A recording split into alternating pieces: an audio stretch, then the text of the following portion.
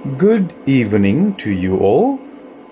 I'm hoping that you are ready for our Bible discussion or our Bible study. We are busy with Laat my lammers wy. I'm sure, Liam, you can say that by now. Laat my lammers wy. Okay. Sounds a bit Australian, but New Zealander-ish. I have chapter 22 ready. We spoke about chapter 21, which was, we looked at the first batch of judges, remember?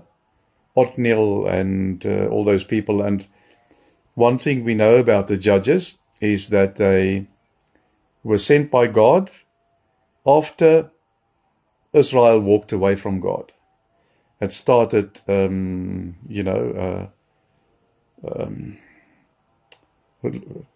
mixing up with the Canaanites, worshipping their idols, marrying them, and then they would drift away from God, and at the end God would punish them by sending some of these strange nations to come and conquer them and then to oppress them. They would normally be oppressed for 40 years or whatever the case may be, and then they will repent because they see that there's no way out, and then God would step in and send a judge, and through the judge would then bring them back to their requested life, which is a life of peace and a life where they could plant and look after their cattle and sheep and so on, and live a peaceful life. So God would always bring the judge, and the judge would then bring that about. So the first batch of judges we spoke about. Now we just carry on with the second batch, and in chapter 22 it is dealing with the first two, who was Tola and Jahir. The judges Tola and Jahir are just mentioned briefly in Judges. They didn't do anything great or important. They judged for nearly 40 years between the two of them. 21 years and 23 years, or 22 years and 23 years. As I say, they didn't create any big acts of salvation to bring the Israelites back out of the slavery or oppressed state. The next guy was Jephthah. They began, as usual, worshipping the idols again and leading the Lord to punish them again. And this time with the Amorites. And the Amorites oppressed them, and eventually, as always, the people of Israelites would repent, and the Lord then prepared to deliver them by sending Jephthah. He was then chosen as the leader. So normally he would be a prophet of some sort, and God would use him, and the people will see that he is talking or bringing God's word, and then they will choose him as a leader. First thing he tried was to negotiate with a king of the Ammonites. But he failed. The king wouldn't listen to him. He didn't care. And then before the battle with the Ammonites, Jephthah made a promise to the Lord that if he gave them victory, he would offer the first person whom he find when he gets home, the first person who approaches him. Now, I think normally it would be a slave to come and help him because he's tired, and take his horse or whatever the case may be, that he, take his cloak or something. So I think that's what was in the back of Jephthah's mind.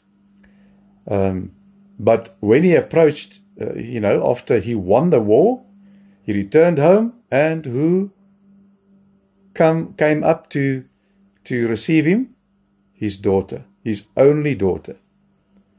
And she came up to him singing and dancing and cheering him because the battle was won and they were rid of the Ammonites. And then Jephthah sat with us. But he honored his vow to God that he made. And I think that must have been horrible. There's no detail really about that, but that's the point. Later, there was also an internal conflict because the tribe of Ephraim, remember that's one of the 12 tribes of Israel, they became jealous of Jephthah and blamed him for fighting the enemy without using their soldiers, without their help. So Jephthah then fought the Ephraimites and defeated them. So he brought them back to size so that they became one of the tribes, and just be quiet because he is the judge. So he judged for a short period of time, only 6 years. And then followed three gentlemen, Ibzan, Elon, and Abdon. The three judges also just mentioned to confirm that they ruled over Israel for periods of time. Then the great name amongst the judges, Samson. He was a person of miraculous strength, and he constantly struggled for the Lord and his people. His birth was announced beforehand by an angel to his mother. A woman was previously unable to have children. So there's also, again, some similarities, between what happened with him and what happened to Jesus when he was born. And few other. The angel decreed that Samson was to be a Nazirite from birth. Now this meant that his hair could never be cut, and he was forbidden from drinking any strong drinks, alcohol.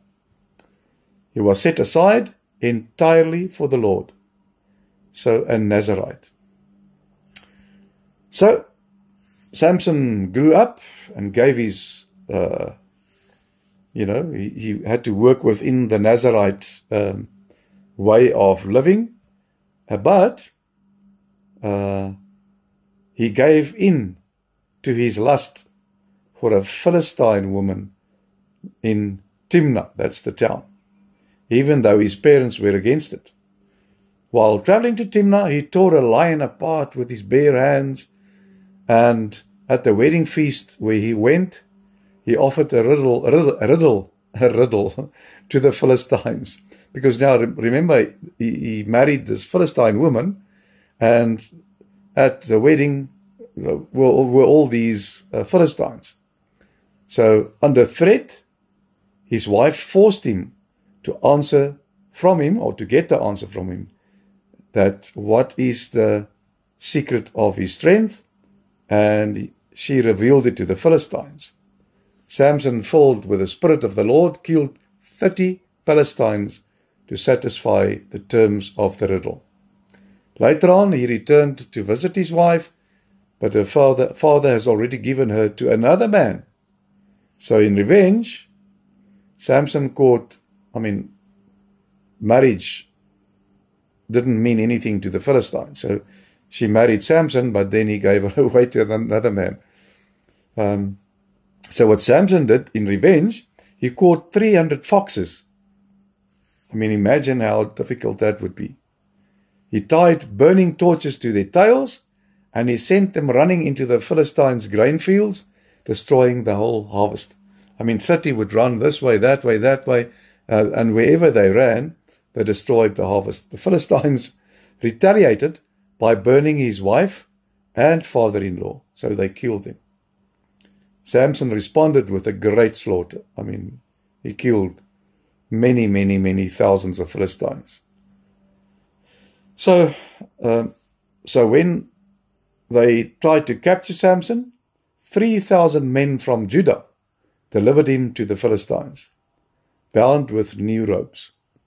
However, the Spirit of the Lord came upon Samson, and he broke the ropes.